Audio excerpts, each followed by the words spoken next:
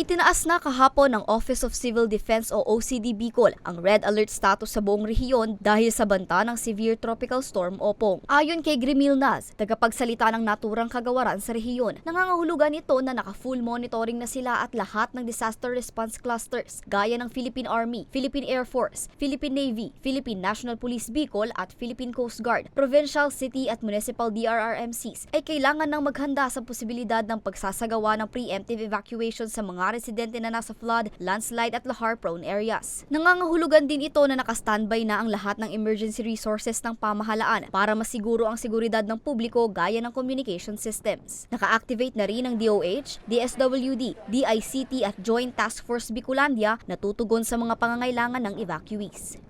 Kapag naka-red alert po tayo, ma'am, ibig sabihin niya na po yung highest level of coordination po natin na kung saan dapat ma-ensure po ng lahat ng response agencies dito po sa Kabikulan na readily available po ang ating mga assets. And also, ang nilalaman din po niyan ay yung pagsagawa po ng mga LGUs natin ng pre-disaster risk assessment ng mga nakarang araw para ma-identify po natin yung mga high-risk areas sa kanilang mga nasasakupan, and ito po ang magiging basis nila para sa either preemptive or even forced evacuation po. Nagpatupad na rin ng no-sailing policy ang ahensya simula ngayong araw.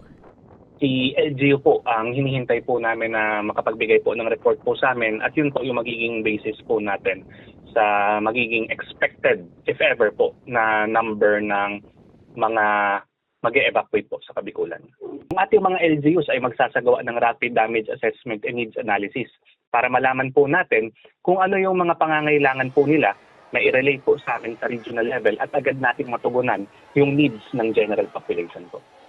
Nagpaalala rin ng OCD Bicol sa publiko na sundin ang abiso ng otoridad lalo na ngayong posibleng tumama si Opong sa Kabikulan.